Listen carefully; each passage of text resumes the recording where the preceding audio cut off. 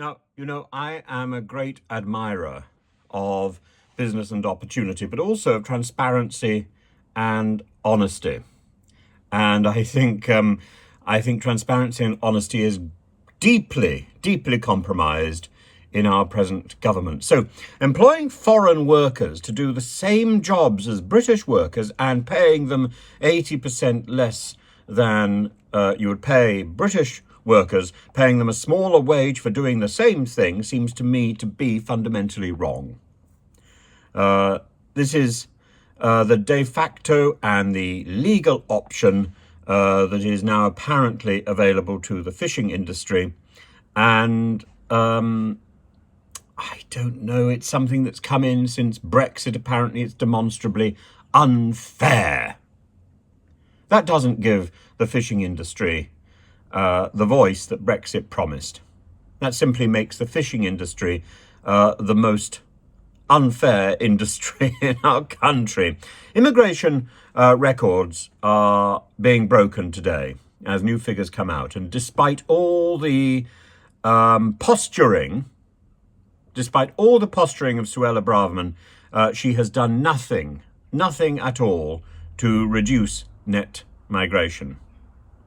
So the work and study visas that we see are up to 1 million in the first 3 months of this year, and foreign students are undoubtedly going to suffer for Braverman's indolence, because they're so easily targeted, so easily subdued, so easily subject to verifiable documentation and under the thumb and the command of academic masters and administrators. They are such a target. And I had dealings with Theresa May and with Andrea Leadsom years ago in, oh my goodness, it would be about 2013 or something, maybe even before that, years ago, on this very issue. When the going gets tough for the Home Office, expect aggressive, restrictive policies and lots of talk about students abusing their opportunity, foreign students abusing their opportunity, about opportunity generally, about responsibility. Expect the officials to do all the talking and do not expect to get a moment to put forward your case. That's what I found, certainly, when I went to see Andrea Leadsom. This happens when it comes to foreign students halfway through their A-levels. They suddenly have their visa truncated halfway through the A-levels, halfway through approaching finals, halfway through writing up their thesis. We offer educational excellence, and yet our Home Office offers anxiety and no reassurance at all that people are even going to be able to get to the end of the course that they've paid for, let alone stay on to reap the benefits for even a short period and to pay back tax.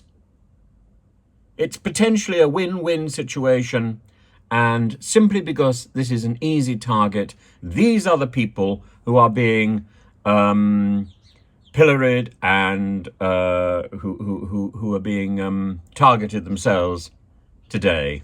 And we can expect more of the same as Rishi Sunak and Suella Braverman try to defend their position and their claims that they're going to reduce migration, when clearly the policies have actually led to an increase in migration, because Britain cannot survive post-Brexit without more people. We need cooperation, not confrontation. And I think, frankly, the skills, particularly of highly educated foreign PhD students, their skills, we need their skills. We need the value that they offer. We need the foreign workers who are trained here in the NHS. That's vital, actually, for our survival. It's not just simply a good thing. It's vital for our survival because we need people to care for us when we are ill.